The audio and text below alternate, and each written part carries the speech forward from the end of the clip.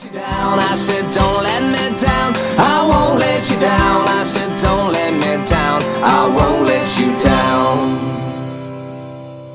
And we'll all hold hands and drink to each other's good health. And we'll all make plans to thank the Lord that we're born Welsh. And the more we do. So Allan, you was on the 1997 Lions tour to South Africa, a successful Lions tour. Everybody on that tour, even though you're all professional at the time, you all came from the amateur era. So there were lots of characters on that tour, which made for, I think, the original and best Living with the Lions video. Since then, the game's gone gradually more professional, and I think there's less characters in the game now. I know some people will disagree. What were your memories and experience of that tour and of all those different personalities in the mix? Yeah, as you said, we came up from the amateur era, and a lot of the players were given a lot of freedoms as well on that first tour. That you could go out for a couple of beers, have a good time, have a good night out, as long as you were up in the morning training. So you were given the capacity to be able to look after yourself rather than them look after you. So that allowed for, when you're out having a couple of drinks and talking to people, you have a good time, have a bit of a laugh. And we did. I mean, pretty much had a party for 6-7 weeks. If you weren't playing on the Saturday, you could have a drink on Friday, most of the week. But I think certainly in 2001 when Mark Taylor went, he came back and said it's the worst trip he's ever been on, because they were restricted totally from any drinking or any parties, or it was basically concentrate on rugby and that's it, and that doesn't always make for a good successful tour. Was it culture from the management, do you think, though? Because Graham Henry took that tour with a New Zealand sort of mindset. I see you're amateur. Obviously, you'd been via rugby league, and there were a few league converts on that tour. So you did have an element of professionalism about you. But obviously, Geach was the head coach on that tour. Was there a difference perhaps between management styles? Even though we come from rugby league, we weren't full-time professionals in rugby league either. We were basically training the same as rugby union on a Tuesday and Thursday. We did weights training sort of early morning.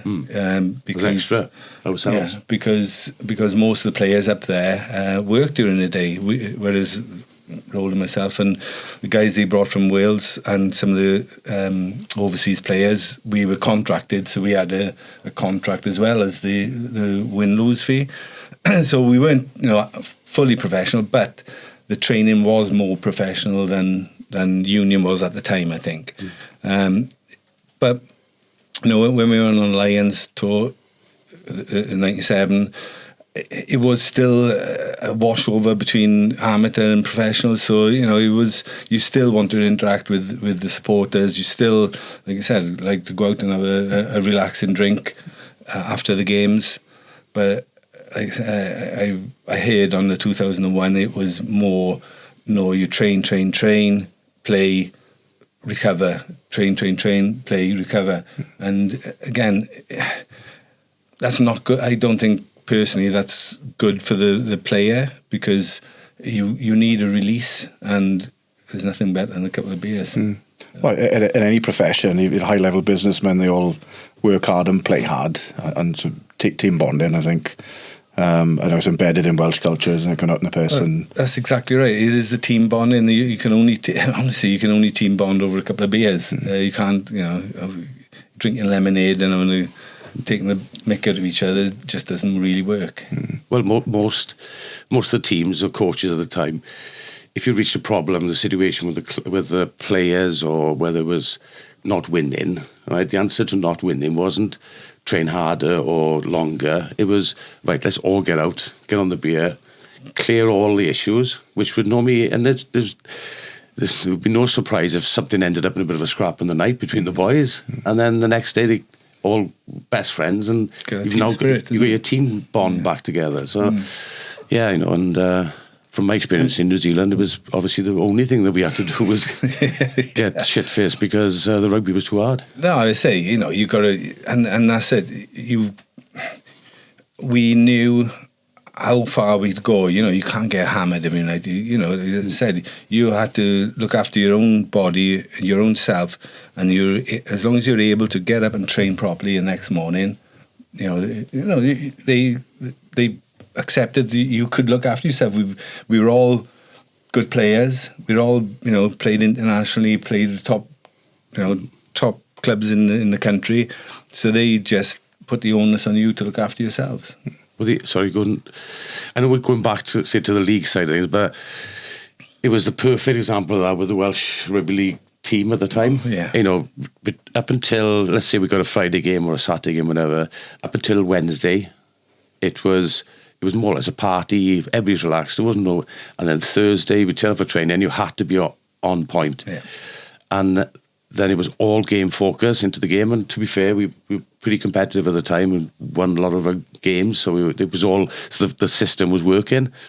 But I do remember once when we were in Cardiff when Clive Griffiths, the coach, is obviously, it wasn't probably his mentality of how you want to be prepping, but he turned the time for the meeting in the morning back an hour from 9 o'clock to 8 o'clock.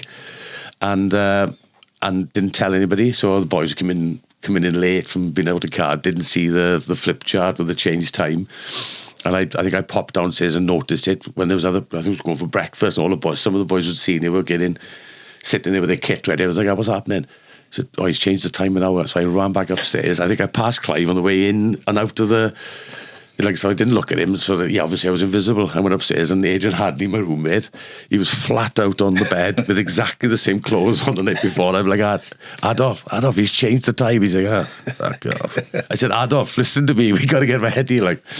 But to be fair, again, most of the time, that system worked first, didn't it? Yeah, and again, it wasn't just the individual, your teammates, like I said, make sure you're there doing it when you should be.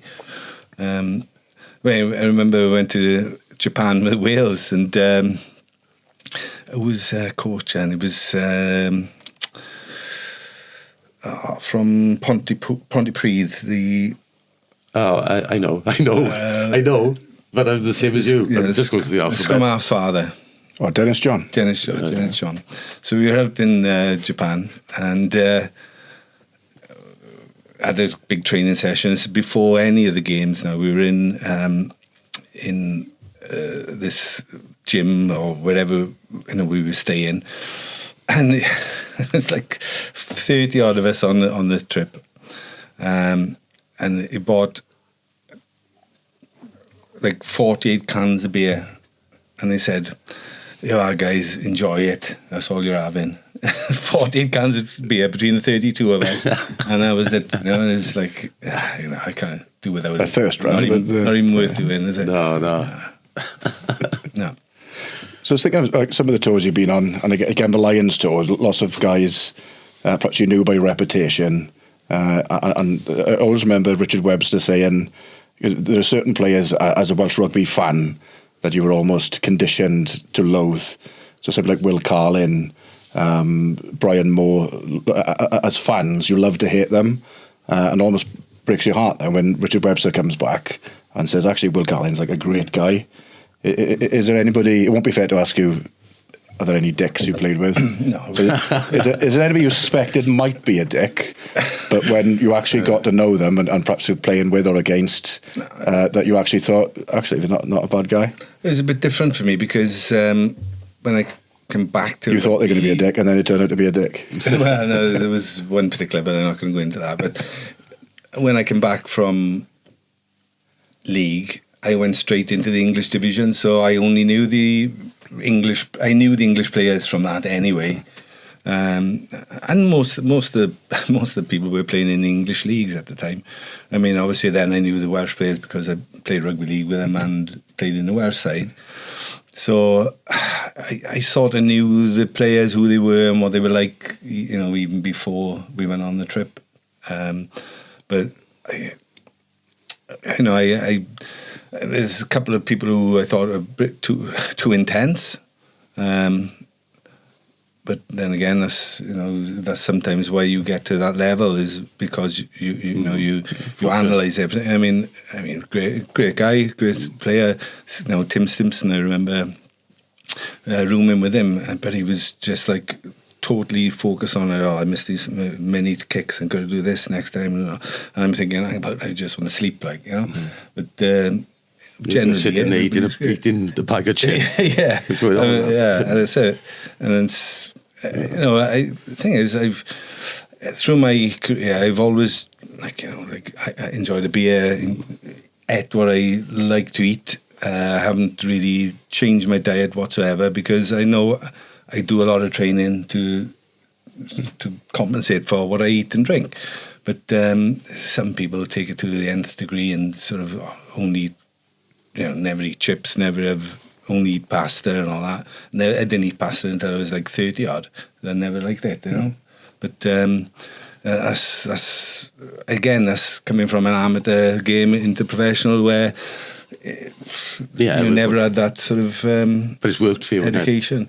And it's perfect for me, because I couldn't imagine going through that nightmare of eating pasta every week for 30 years. I remember up in Warrington, because when we both went up there roughly the same time, and Kevin Ellis as well, a good friend, where we lived, we were next door but one. So Allan lived at the end, like on the cul-de-sac at the end, and I was obviously two houses away. So I can remember the evenings then. Sally was back in Wales at the time, my missus.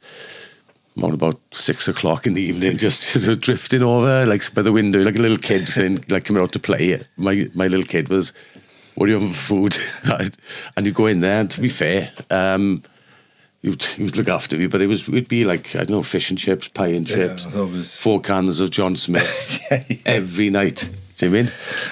They give me some chips. He would never give me any of his cans, mine. But no, but it. There's obviously an advantage on fucking good metabolism. Do you mean?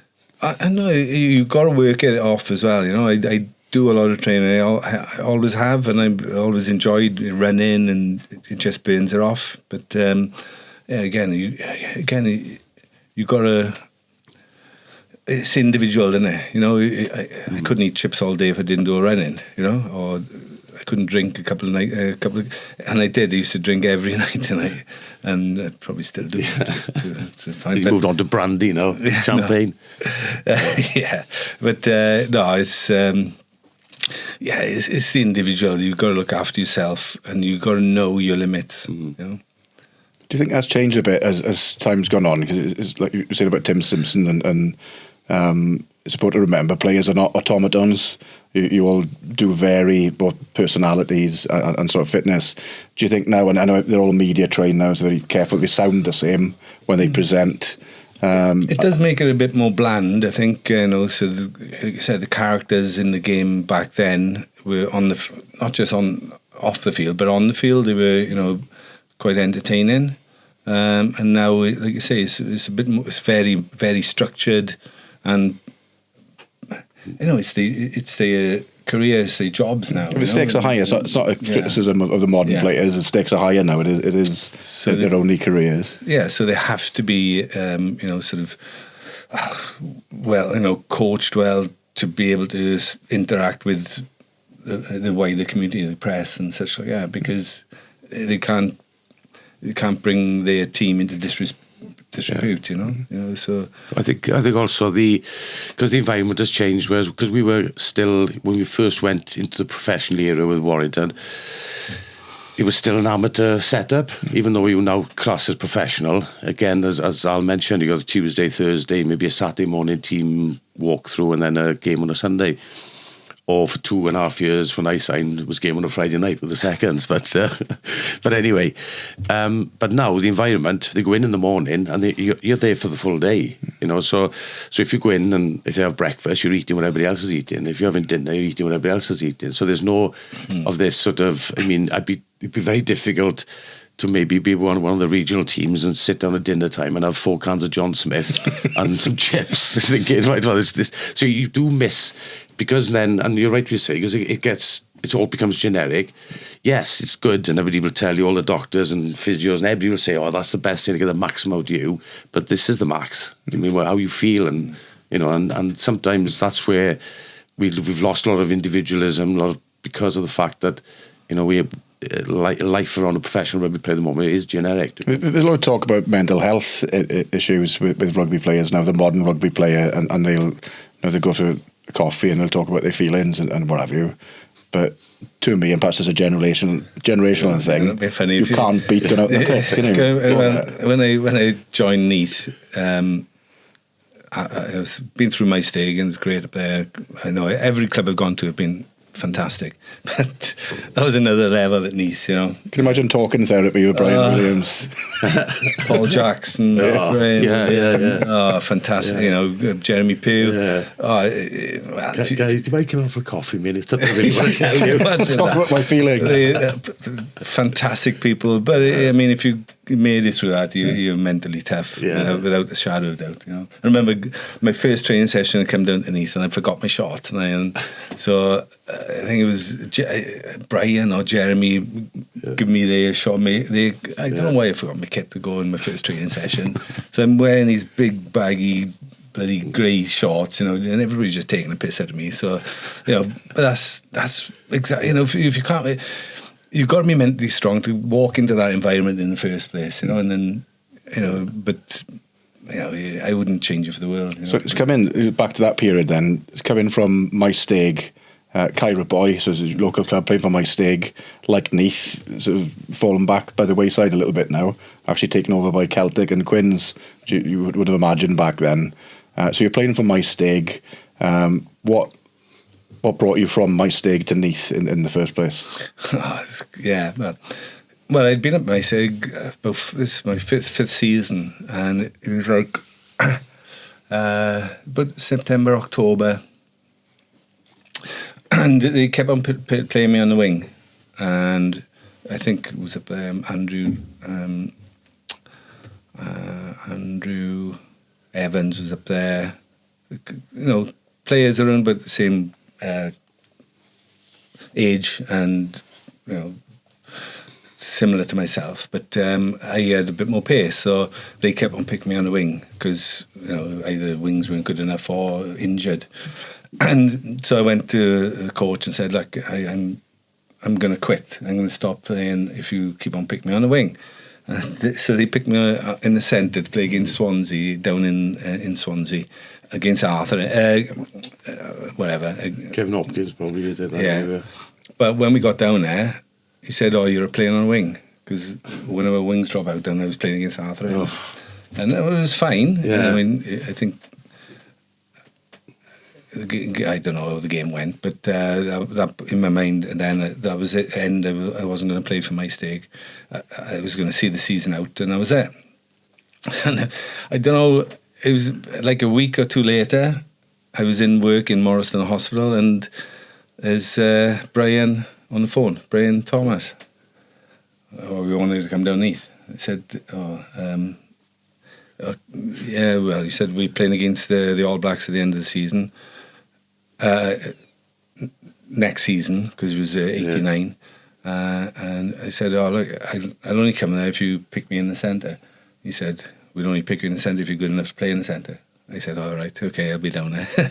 So I play, so in January 89, I think we played against Neath maybe a week or two before, and I think some of the players thought the other centre was the one I was coming down because he played much better than me. But but I went down there because they kept on playing me on the wing, and I got to Neath. I never played one game on the wing. They you imagine Thomas, when you turn up your first training session thinking, we got this new boy. Which one is he? The one running around in his speedos, but he forgot his shorts. Yeah, but I mean, they had some great centres, Stevie and Colin Leahy. Jason Ball, yeah. So I was fortunate, but we had a good. I mean, fair play. They played a good rota system. Yeah. Didn't play every week by any means, but when I played, they played me in the centre, and they played Jason there, or they played Colin and stuff like that. And we played left and right then, so it wasn't inside and outside.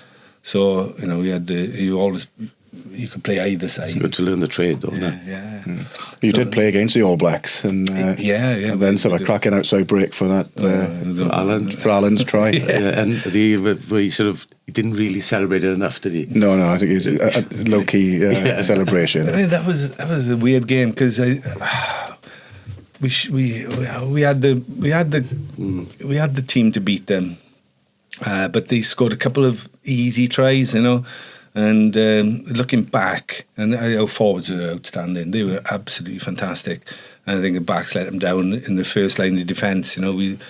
They scored, I think, 2 tries from first phase, which is a sin really for back play. It's a shame. In sort of Neath folklore, it's almost celebrated as a victory, that game. It's crazy, isn't it? We were proud of it. Yeah.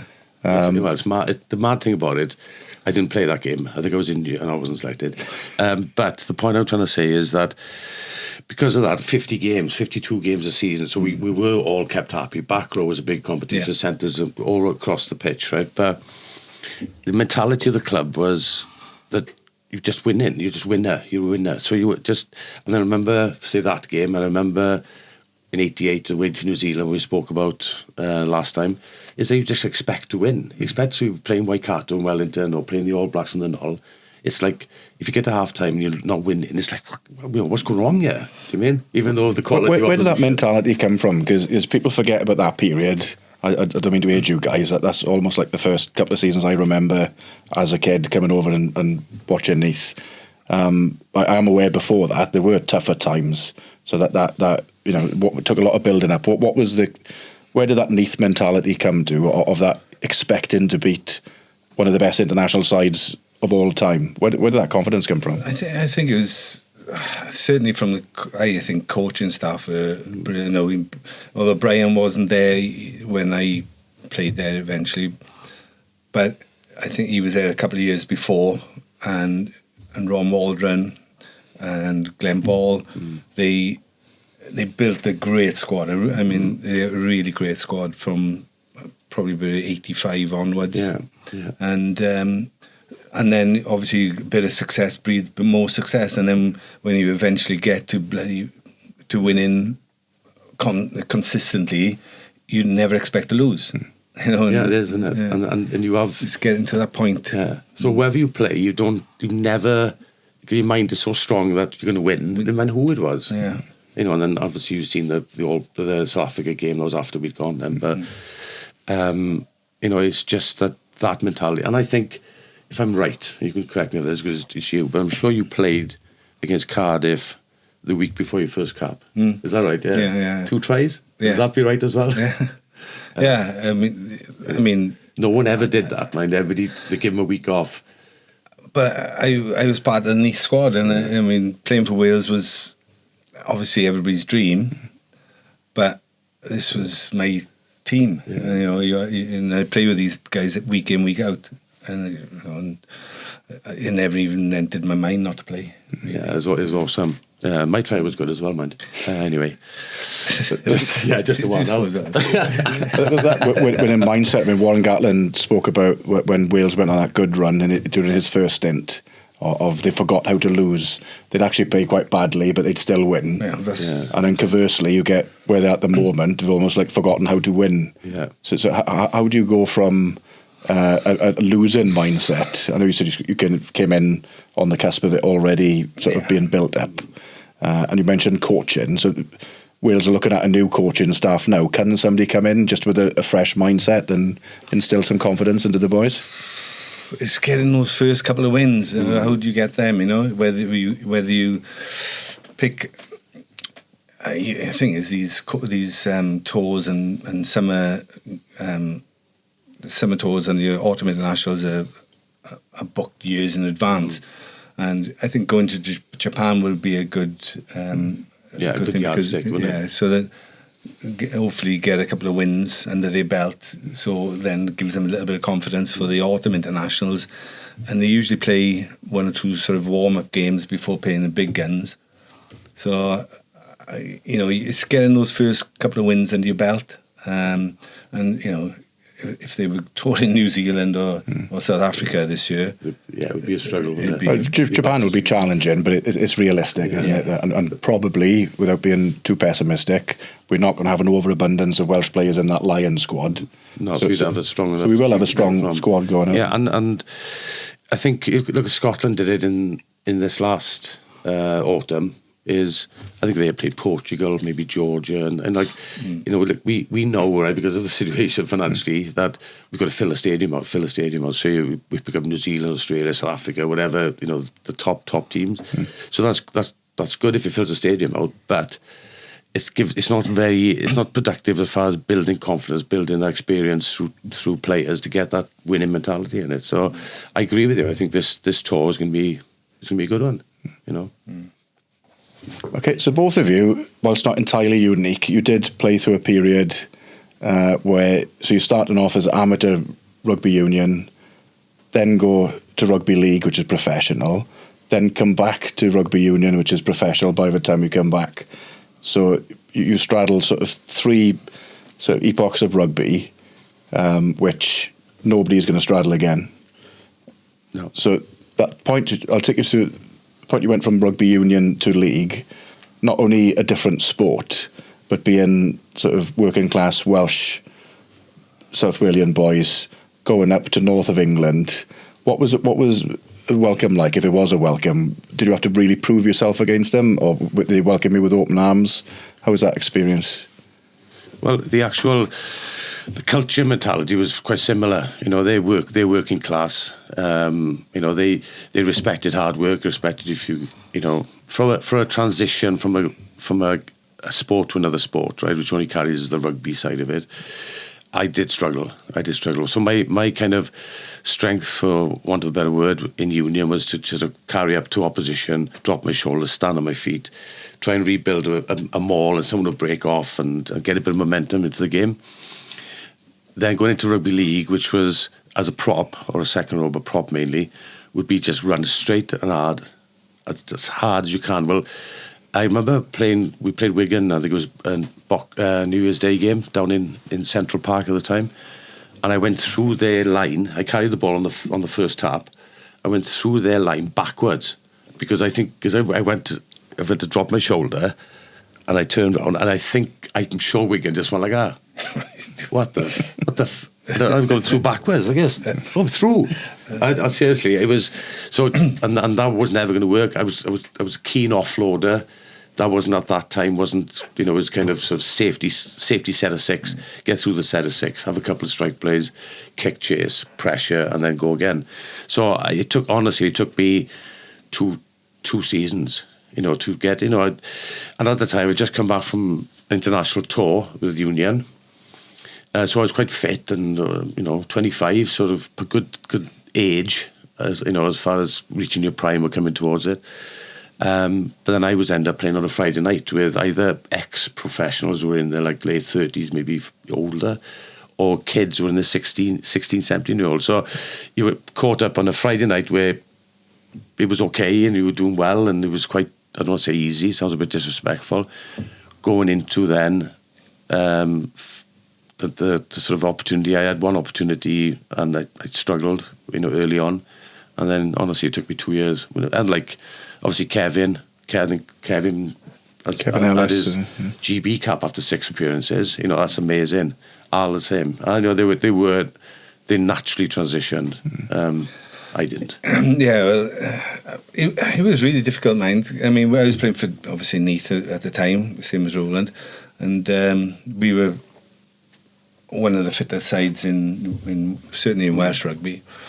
But playing a game up in my first game, I remember it was like Oldham on a Friday night for the A team, and they taking us through what was going to happen. 10 minutes half time, and I'm thinking 10 minutes, all 10 minutes. My God, I'm going to get bored. I remember playing the game and thinking after about 10-15 minutes, I can't wait till half time.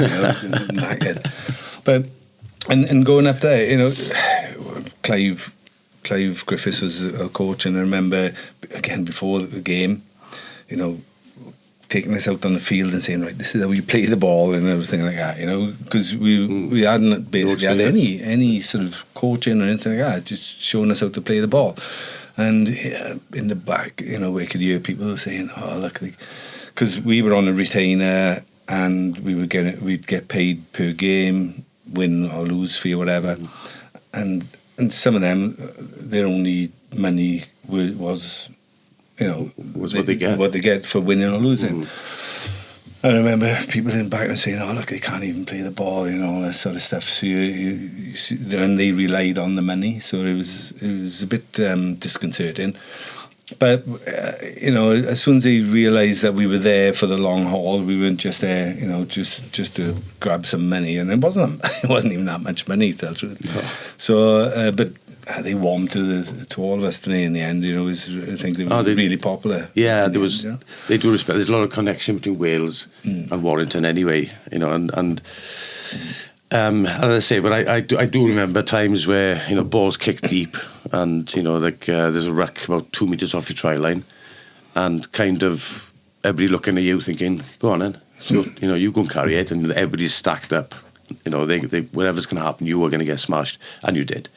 You know, so there was, even though no one would say it to you, but you had to kind of, being an international rugby union player didn't give you any rights in rugby league. You had to show, and it wasn't, as Al said, it wasn't about you had to be outstanding and straight away. You had to show that you were invested in their culture, invested in their game, and you were going to work hard to get better. They loved me after 2 years because they could see me over 2 years working hard to try and get better. You don't belittle yourself, because it was so much easier for Kevin and myself. You know, the game, further out you go, because you were backs. Yeah, the further out you go, the more similar the game is to Union. The front row is just a nightmare to play. You know, you just look and think, I can't believe you do that. So we were very fortunate, you know. So we were lucky, and I was the third of us to go up there. So I had friends up there anyway as well. So it was more comfortable for me than it was for them. It was. I was just saying about down at St Helens, and we would say Ward was this outstanding GB international. But he was an absolute monster. And he was physical and angry. You know, he didn't know me, but he was angry, and I think he was angry with everybody. Yeah. And like we go to the first scrum, and I'm looking at him like that, I'm thinking, oh God, something like this. I'm not ready for this. Honest to God. And he was, you know, you knew there was like they wanted to hurt you. You mean, and which was fine. And when we first signed up, it was only 5 metre offside rule. Then within a season it went to 10. So fitness did help then if you were a little bit fitter. Well, I remember going up there, as I said, with that, where I struggled after about 15 minutes because you're back and forth all the time, non-stop. Whereas in Union, you can jog up a bit and jog back, and then there's a scrum and there's a line out and you're having a 5-minute break. But I will say, when I come back from Australia to Richmond, I had the same problem in that the fitness is different, because I was doing a lot more cover defending then, you know, so it's a longer runs, but not as fast. Yeah. So I struggled to come in both ways. Yeah. Scott Cumell made the same point. He said when he came back, sort of carrying and tackling, and he was the fittest he'd ever been in his life. He came back to Union, just lifted in a couple of line-outs and a couple of rucks and mauls, and it completely wiped him out. It was a different, it was so... Yeah, so it shows you how different both games are. They are, you have to be, a different training structure to play both sports, you know. And although they're both rugby, they are different, without a doubt. Well, I think the transition, going back, it was easier for forwards. You know, it was. I found it, like I went up to Warrington then when we were in the Super League 1, the first one up there, and in between. So the season, as soon as the league season finished, because we went to summer rugby, I came straight the next day down to play for Treorchy for a season. And then when that season finished, I went back into pre-season with, and I found it right, even though the difference there was lifting the line out. We never done that before. Or each other. I was trying to lift myself. No, but it was, I found it okay coming back. You felt you probably had a little bit more, in you, a bit more mentality, perhaps a bit more experience. But what about sort of like contact area and stuff like that? It was obviously the props are the first point of contact in rugby league, because you're the first off the play the ball, and the first three plays is hit up, and you've got to be up there. Right. I think initially it's like, as a defender, you probably make you as a first defender, you're just thinking of one moment, whereas in union then you more or less got 2 or 3 things. You got to make a target, get back on your feet, and get through. And so there was, but Chalky were pretty good as far as a team at the time. So I think and I went to number 8, so I don't have to make any tackles anyway. So no, so but I got to say, because I'll say it, right, because we were talking about, and this leads us into the French ex-Welsh defence coach, right? We'd in our rugby league days, it got to the point where we'd beaten England, right, in the Vetch, right? We'd beat rugby league. And the following year, we played them in Indian Park, and what they'd had, they sort of, we knew what this, Clive had mentioned it, and they had Phil Larder as coach, and this was going to be the trial. So from this game in Cardiff was going to be the team selected, the squad side to go on the GB tour. And I was starting that game, right? And first thing I remember, we called pick me up. So you'd have a ruck, and pick me up would be you'd start this side, and you'd call it for the acting half, and he'd give it to you, come around the other side, pick me up. So I come round, and that's because you normally hit the blind side then, where they try and hide maybe the half backs or something just to keep them safe. And I ran into Sean Edwards. It was a perler. He went to sat to tackle, and I caught him like, it was a perler, right? Anyway, so that was a nice moment, and not because his aim was like, they're all good players, right? But it was just fucking really sweet, right on the fucking, right in the chops. Anyway, later on in that game, play for England was Barry McDermott and prop, and I was propping for Wales, and it was one of those moments where whoever's going to have the best game is going to get picked. And it was a penalty to England. They kicked a touch right in front of the main stand, and there was a tap on the 5 metre, and it was Barry McDermott, and I knew him anyway because we played in Oldham together, and he knew that we all both knew the situation, right? And I was like that. I was like, yes, here we go, right? So next thing, he's tapped and he's come, and I was standing on the 5 metre line, so you'd normally try and find infield, but he went straight, made a beeline for me. So I'm like, I'm thinking, here we go. This is the moment. It's main stand. I thought, this is either I'm going on the GB tour, I'm not. And I went like that, and it just sort of got myself in a perfect tackling position, like this, like that. My eyes are closed. That's why I heard, like that, right? Allan was on my left, right? I swear to you, I mean, I know it's true because I watched it back after because I didn't see it at the time. He came flying in, you fucking got underneath him and fucking hooked him and took him into touch. I remember that. But like, even though I thank you for it, because on the basis of that moment, I got picked in for the GB tour to Papua New Guinea, Fiji. Oh, brilliant. Oh, that was unbelievable. I remember that game actually because I was playing in Australia. It was 95, wasn't it? Yeah.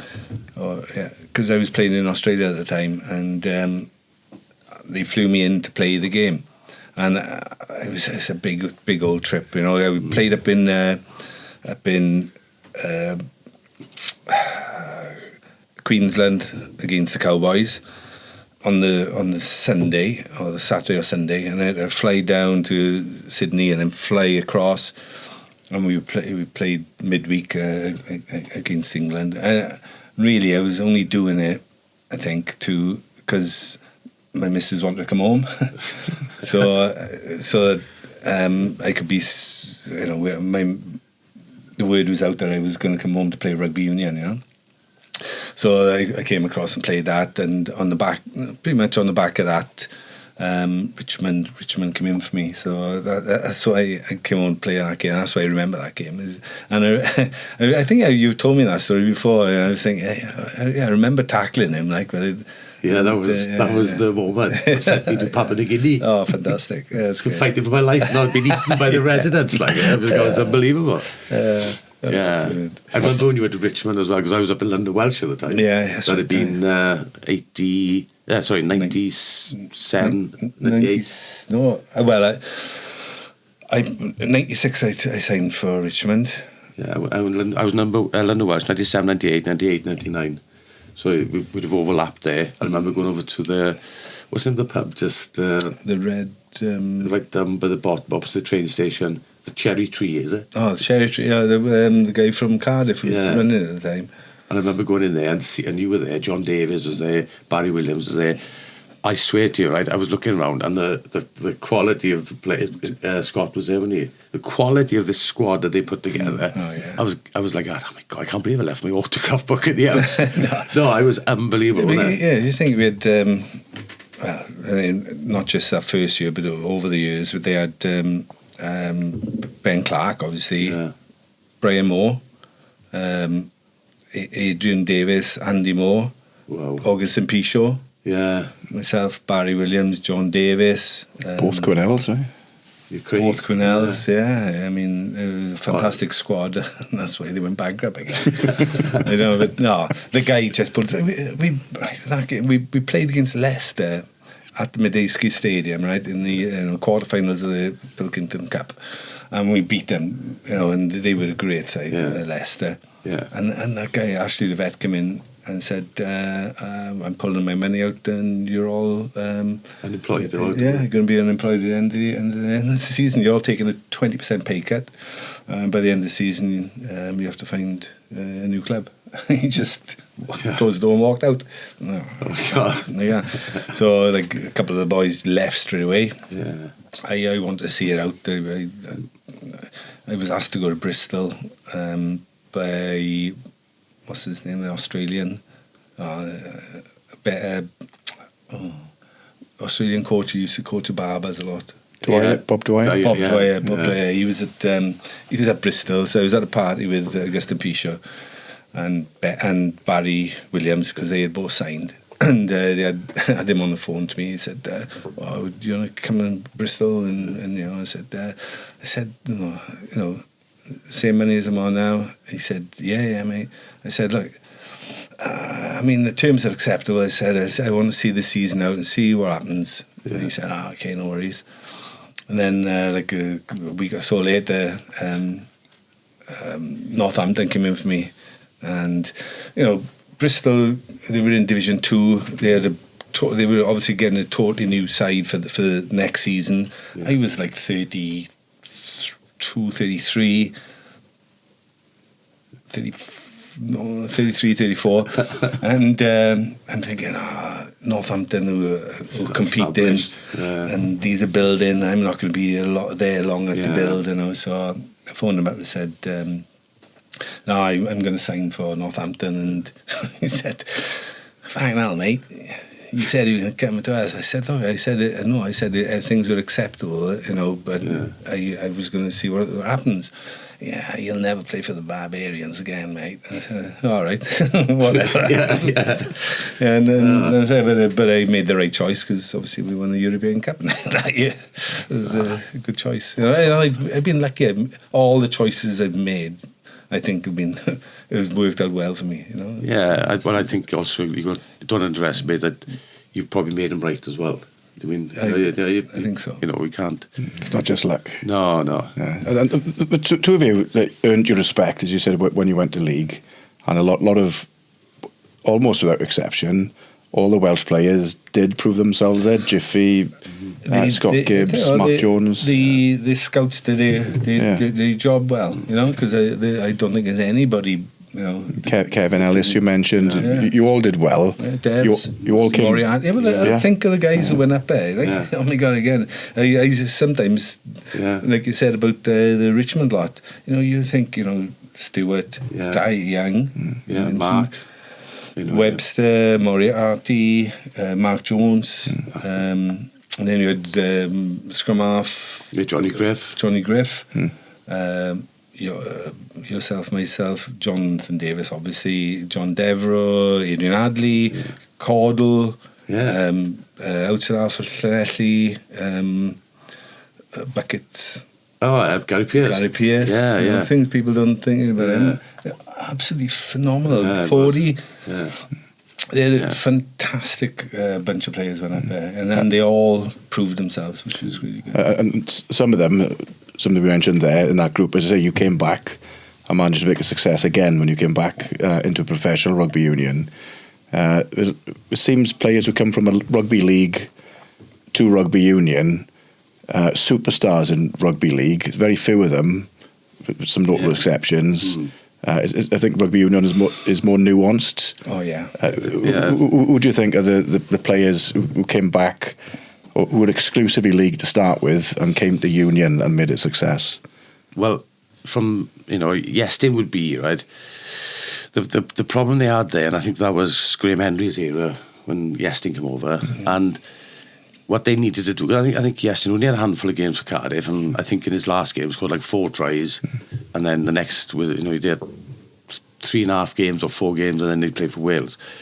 The problem was at that time it would have been much more beneficial to teach the rest of the guys how to play off him rather than try and teach him to play union, to play that type of game, because he could.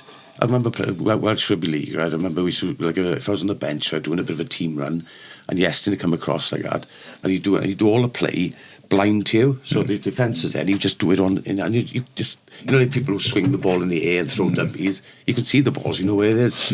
And he did something, and I think Kieran Cunningham, another one who was a quality player, came in and made the tackle, and Iestyn was on the floor and looked at me and said, "You didn't have a clue where the ball was then, did you?" And I was like, "Of course I did not." Yeah. No, do you know what I mean? Iestyn to me was just exceptional, so class. But I think he wasn't an outside half in union because his kicking game wasn't good enough. No. Because obviously it's a big part.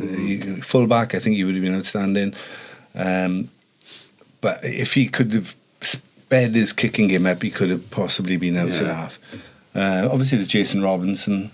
Probably the best, in my opinion. Yeah, he's most successful. Anyway. Yeah. I don't know if Connolly made that much of an impression of Quins. Faz, Lions coach now. Didn't really Set the world like No. his coaching is kind of what's put him on the union radar. It was one that, I can't remember who it was. The winger from Halifax. No, he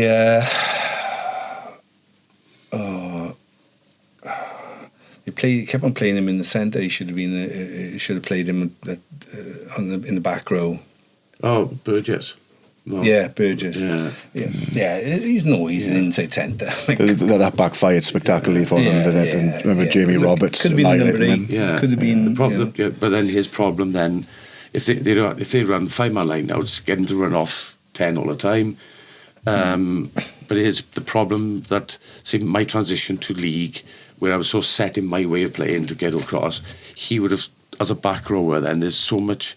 So if you can keep him away from the too many sort of cheeky areas, and malls and stuff like that, then the back row would have worked for him because it's physically perfect. Oh, you don't want to be in there doing all that crap. You want to be running off the outside half, or scrum half, and Picking up making from dents. the And he was lost really in the centre position.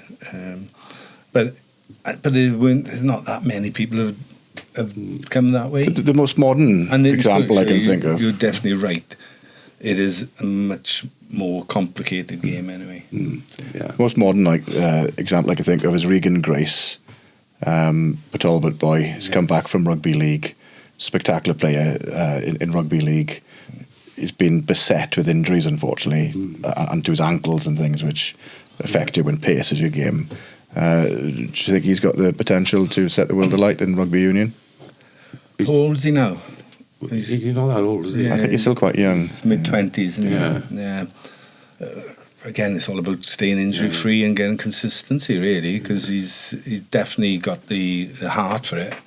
And also that, as far as, I remember years ago, I was playing like, get on the wing, get on the wing. It's in other words, what used to be back in, I guess, my day, would be get out the way, basically, right? No, get on the wing. That should be now. Now, over the last, and this is not something that's happened over the last year, over the last, say, 10, 15, 20 years, whatever, the wing, or what they want to call them, was the 3 full-backs, isn't it? Has become a really, really, they're in charge of your defence. They're leading that defence line from the outside and making calls and stuff like that. So there's a lot of, it's not now an easy, it is an easier transition. I'm trying to push you into the back row, whatever. But Jiffy defied everybody else when he went to league by his pace. And that's it. People thought he's going to get smashed. He's a small guy. This Regan Grace has got pace, so he's always going to have a chance to be successful. I'm sure he will. It's into that thing about the wing, like you say. Remember Nigel Walker coming from, again, talk about going for different sports. He was a hurdler, very, very quick, not much rugby experience. Go on the wing, you learn. You're quick, that's good. You learn. I think that's something like Louis Rees-Zammit, who's a modern equivalent of what you guys did, going from league from union to league.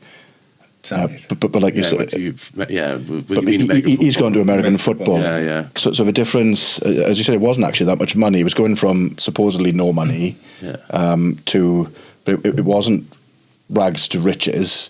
You still had to work, as you say. A lot of them they were professional, but they had other jobs. What Louis Rees-Zammit is going from earning quite a lot of money playing rugby union to potentially, he hasn't quite achieved it yet, to being a superstar over there. Do you think if he does succeed, we could see a drain of talent from rugby union over to rugby league? Used to be the danger for Wales. Now, I mean, if he made it over there, are we then going to start losing some of our other stars? It's such a different game, and they've got so many quality players and structures to get kids through their system.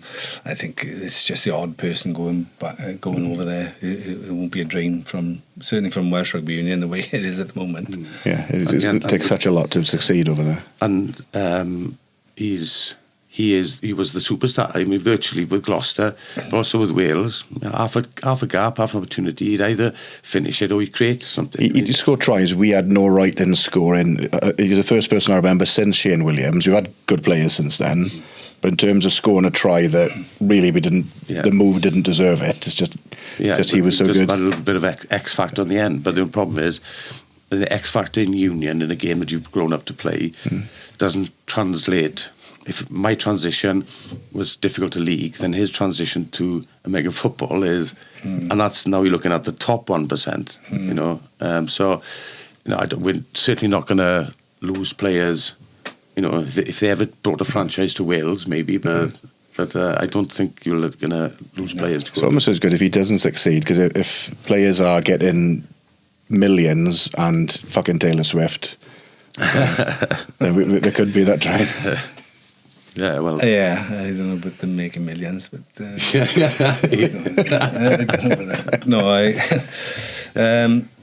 think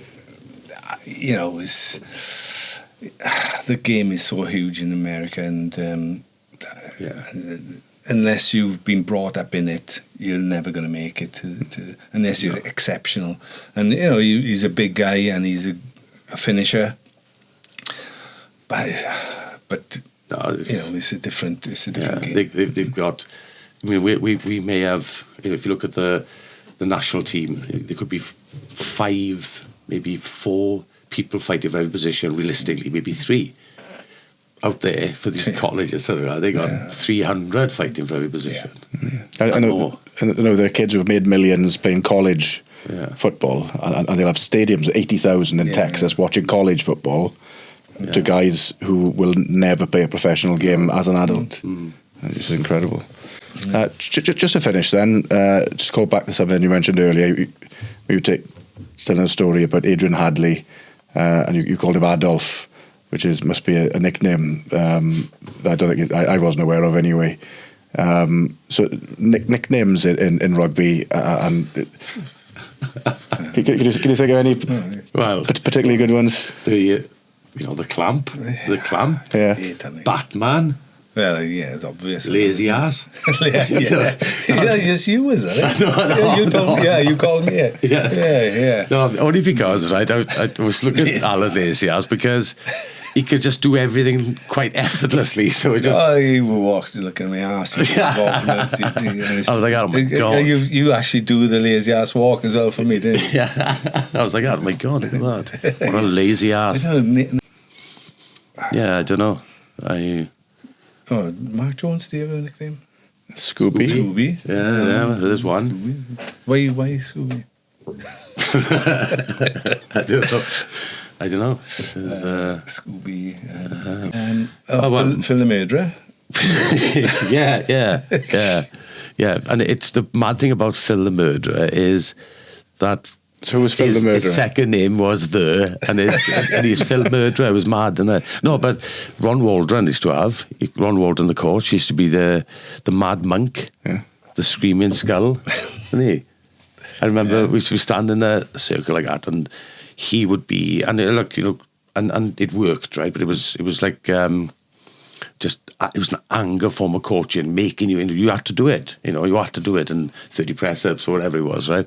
I can remember in the circle like that, and he's screaming at us, and we probably did something right, but he's still screaming at us. And I looked up like that, and behind him was Phil Pugh, floppy, with his hair like that, and he's like that.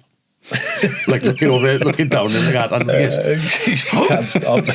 And down, stretching my hamstrings again. Oh my God! And he's like, we don't get on. Like, oh my God! He used to do it all the time. Yeah. And you had Picks, Di Pickering. I remember when Kevin wasn't around. So Kevin wasn't captive of the day. Picks was, and he'd be like trying to get the same, because Kev was massive motivator, and Picks would go down that route. Remember once in the change room, because whatever you did, floppy, if you can't caught his eye, he'd be like that. So Di was really going for getting it going like that, and he's like this, and I'm like this. The problem is, he's going to do it, so you're going to look at him. It shouldn't be. And as he's like that, like this, like I look at him like this, Picks reversed or went backwards into the fucking button of the shower, like, and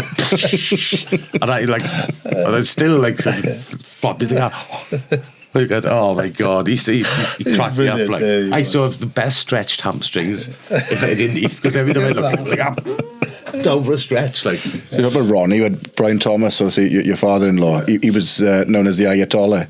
Yeah, that's fair. He was, as Al mentioned earlier, he was quite a laid-back guy that didn't. Yeah. He had a great sense of humour, though. He'd roast you, but he'd be laughing, and you could see he was like, He's an intelligent guy. I mean, but no, there was, and Ronnie was up the club last week. He was. So he's still going strong, but. And I'm sure if you put a tracksuit on him, he would be no different than he was before, because there was definitely a fear factor, and you've got these tough guys from the valleys, or tough guys from up in Severn, up in Craigna, and who were fucking dropping on and giving 30 presses like everybody else. Like, no, West Walians, the farmers. Yeah. I mean, I played in lots of clubs through my 3 years. So you played more, obviously, but without a doubt that 88, 89, 90, those were the best. Without a doubt. Nothing comes close to the success we had, but it wasn't about any money. Honestly, didn't get a penny for when we got the 2 games in the end. You gone then 20 quid. That was per game, but just you could go around town. We'd go to India at the end of the night. We'd be free. Free. The taxi home. We had, what's his name? Tex. Come and pick me up and take me home. Wherever we went. It was adulation from the town. They loved us. Loved it. It was so good. I never felt any. I mean, Northampton was similar. The people. But we didn't have the success that we had back in Neath, Brilliant time. I'm glad you can remember taxi drivers' nicknames, but not rugby players. I used to hang out with, most of the time I was with Di Joseph, and he was nuts, the guy. And he was brilliant. For some reason, him and his missus, she's even more nuts than he was.